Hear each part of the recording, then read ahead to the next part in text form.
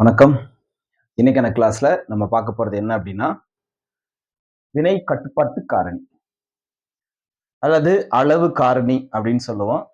இதை இங்கிலீஷ்ல என்ன சொல்லுவாங்கன்னா, லிமிட்டிங் ரீஏஜென்ட் அப்படின்னு சொல்றாங்க. பொதுவா வினை கட்டுப்பாட்டு காரணி அப்படிங்கிறது என்ன அப்படின்னா, வினையில் முழுவதும் பயன்படுத்தப்படும் வினை காரணி, வினை கட்டுப்பாட்டு காரணி, இல்லைன்னா அளவு காரணி அப்படின்னு சொல்லலாம். ஏன்னா இந்த வினைய முழுமையா கட்டுப்படுத்தக்கூடியது எது முழுவதும் பயன்படுத்தப்படுதோ அதுதான். இப்போ ஒரு வினை கொடுத்துருக்காங்க. இந்த மாதிரி ஒரு வினை கொடுத்துருவாங்க. இந்த வினை கொடுத்ததுக்கு அப்புறமா ஒரு வினையில வினைபடு பொருள் இருக்கு, வினை விளைபொருள் இருக்கு. இந்த வினைபடு பொருள்ல வினை கட்டுப்பாட்டு காரணி இருக்கு, மிகை காரணி இருக்கு. இதை நம்ம கணக்கீடு செய்யணும் இல்லையா? அதை எப்படி நம்ம செய்யறலாம் அப்படிங்கிறதான் ஒரு ஸ்டெப்ஸா நான் எழுதியிருக்கேன். இங்க பாருங்க, இது ஒரு வினை கொடுத்துருக்காங்க. இந்த வினையில 4 கணக்கீடை நீ எடுத்துக்கணும். எடுத்துக்கிட்டீங்க அப்படின்னா இந்த டாபிக்ல இருந்து வரக்கூடிய கொஸ்டின்ஸை நம்ம சால்வ் பண்ணிடலாம். ஓகேங்களா? ரைட். இங்க பாருங்க, இப்போ நைட்ரஜன் ஹைட்ரஜன் ரெண்டுமே இணைஞ்சு அமோனியா உருவாக்குது ஹேபர் முறையில. இது ஒரு மீள் வினைக்கு எடுத்துக்காட்டா நம்ம படிச்சிருப்போம். இதுல என்ன கணக்கீடு செய்யணும்? இந்த மாதிரி எந்த வினை கொடுத்தாலும் நீங்க அந்த 4 பாயிண்ட் எழுதணும்ப்பா.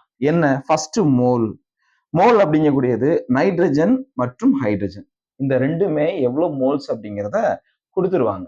சரிங்களா? அதை நான் இங்க எக்ஸ் அண்ட் ஒய் அப்படின்னு எடுத்துக்கிறேன் நானு. அடுத்து பாருங்க, கெழு. இந்த வினையில சமன் செய்யப்பட்ட வினையா இருந்துச்சுன்னா அதுல கெழு இருக்கும் இல்லையா? அந்த கெழுவை தான் நம்ம எடுத்து எழுதணும். பாருங்க, நைட்ரஜனுக்கான கெழு 1. அடுத்து பாருங்க, இங்க ஹைட்ரஜனுக்கான கெழு 3. இதைத்தான் இங்க எடுத்து எழுதியிருக்கேன். கெழு வந்து நைட்ரஜனுக்கான கெழு 1, ஹைட்ரஜனுக்கான கெழு 3, அமோனியாவுக்கான கெழு 2. ரைட்டா? இப்போ 3வது பாயிண்ட் என்ன? மோல் மற்றும் கெழுவுக்கான விகிதம் எடுக்கணும். நீங்க இந்த விகிதம் எடுக்கும்போது இது எதுக்காக பயன்படுத்த போறோம் அப்படின்னா, அளவு காரணியும் மிகை காரணியும் கணக்கீடு செய்யறதுக்காக தான் இந்த விகிதம் எடுக்கணும். அப்ப மோல் பெர் கெழு அப்படின்னா என்ன? மோல் என்ன கொடுத்துருக்காங்க? எக்ஸ். இதோடைய கெழு நம்ம என்ன கண்டுபிடிச்சிருக்கோம்? 1. அதே மாதிரி இங்க y/3 அதான் இங்க எழுதியிருக்கேன் நான். விளைபொருளை நம்ம கணக்கீடு செய்யணும். அதனால நம்ம அதை எழுத முடியாது. வினைபடு பொருளுக்கு மட்டும்தான் கணக்கீடு செய்ய முடியும்.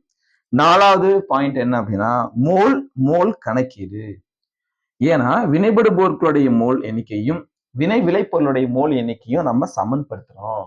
என்ன? ஒரு மோலுக்கு ஈக்குவல் பண்ணணும். இப்ப நைட்ரஜன் ஒரு மோல் தான் இருக்கு, ஒன்றும் பிரச்சனை இல்லை. அதனால நைட்ரஜன் மோல் எண்ணிக்கை டிவைடட் பை அதோடைய கெழு 1 தான் நம்ம போட போறோம். அடுத்து பாருங்க, 3 மோல் ஹைட்ரஜன் இருக்கு. அதை ஒரு மோல் மாத்தணும்னு என்ன செய்யணும்? இந்த ஹைட்ரஜனுடைய கெழுவாலே அதை டிவைட் பண்ணணும். ரைட் தானே? வகுக்கணும். அதுதான் இங்க பண்ணிருக்கேன். ஹைட்ரஜனுடைய மோல் எண்ணிக்கை டிவைடட் பை கெழு. ஏன்னா எவ்வளவு மோல் கொடுத்துருக்காங்களோ அந்த மோலை அதோடைய கெழுவால வகுத்தோம் அப்படின்னா அது ஒரு மோலுக்கு சமமாயிடும். அடுத்து பாருங்க, அமோனியாவுடைய மோல் அப்புறம் அதோடைய கெழு.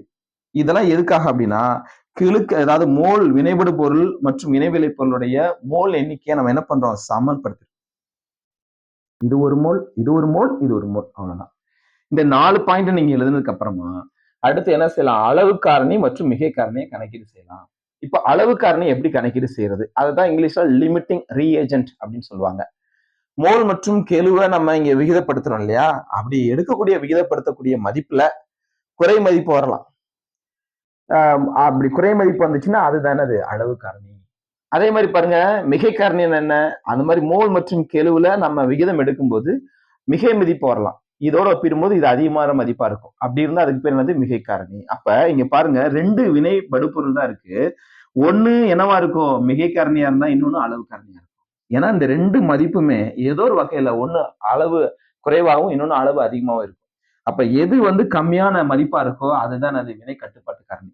எது அந்த மோல் அந்த வீத மதிப்பு அதிகமா இருக்கோ அது மிகை காரணியா நம்ம கணக்கீடு செஞ்சுக்கணும். ER போட்டிருக்கேன். இது எக்ஸஸ் ரீஏஜென்ட். இங்கிலீஷ்ல எக்ஸஸ் ரீஏஜென்ட் சொல்லுவாங்க.